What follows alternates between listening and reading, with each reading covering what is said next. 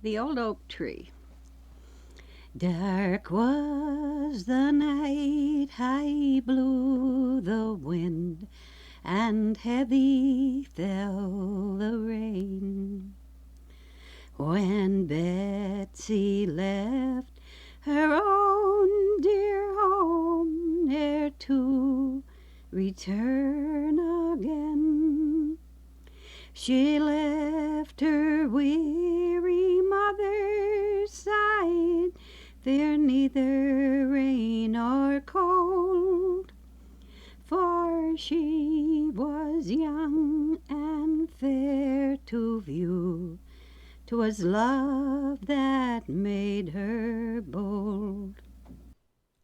Dark was the night, high blew the wind, and heavy fell the rain.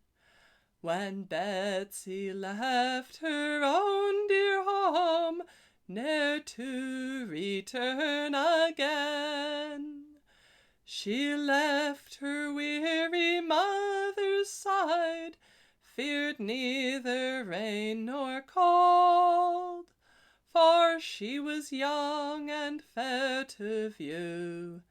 'Twas love that made her bold.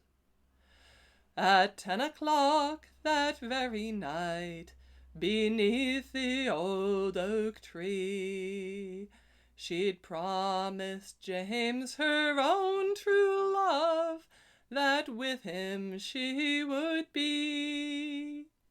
She heeded not the drenching rain or stormy tempest's roar, but drew her cloak around her and fled swiftly from the door.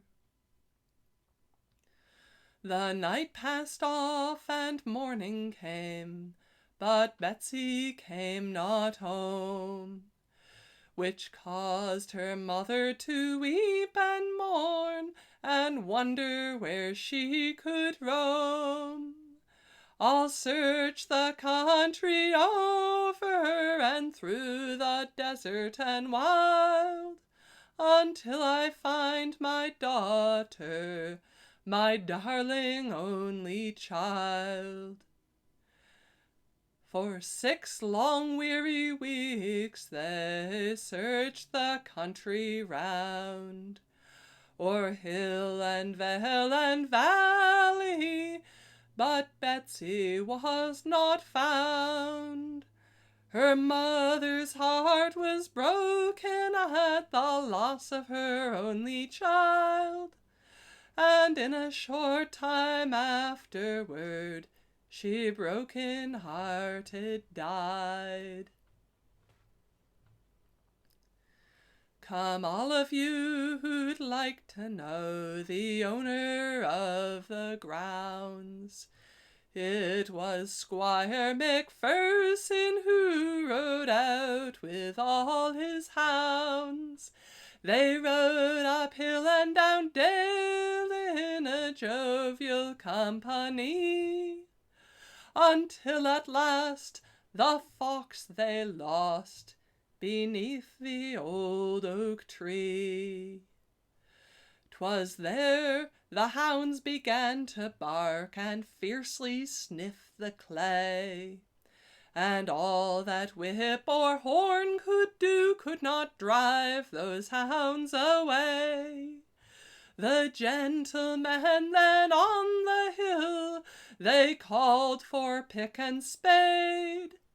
They dug the ground, and there they found the murdered missing maid.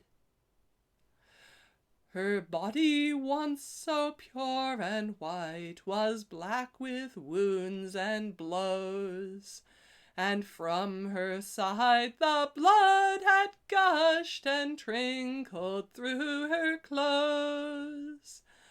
The grave did show the wretched work. It was a dreadful sight to see the worms crawl through her eyes that once were blue and bright. and in her side a knife was found, which to his grief and shame the gentleman spied on the hilt. 'Tis Squire Macpherson's name. I done the deed myself, he cried, my soul is soon for hell.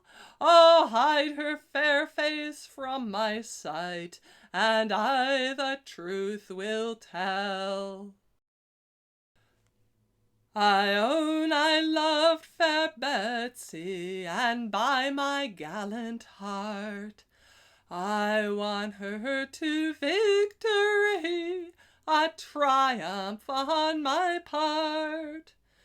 I wrote a marriage promise, to which I signed my name, and in that evil hour of woe I ruined Betsy's fame.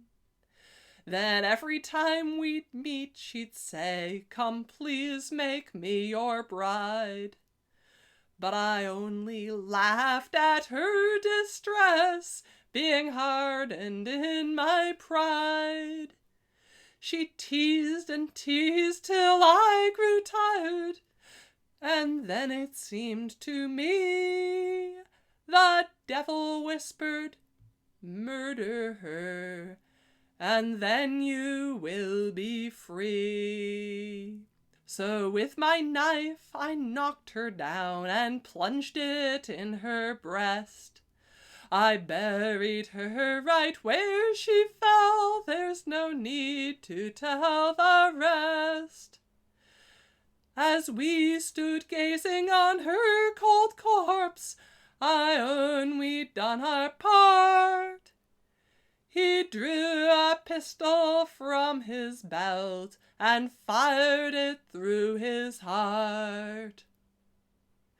We buried him right where he fell, no Christian grave had he, and none was left to mark the ground beneath the old oak tree.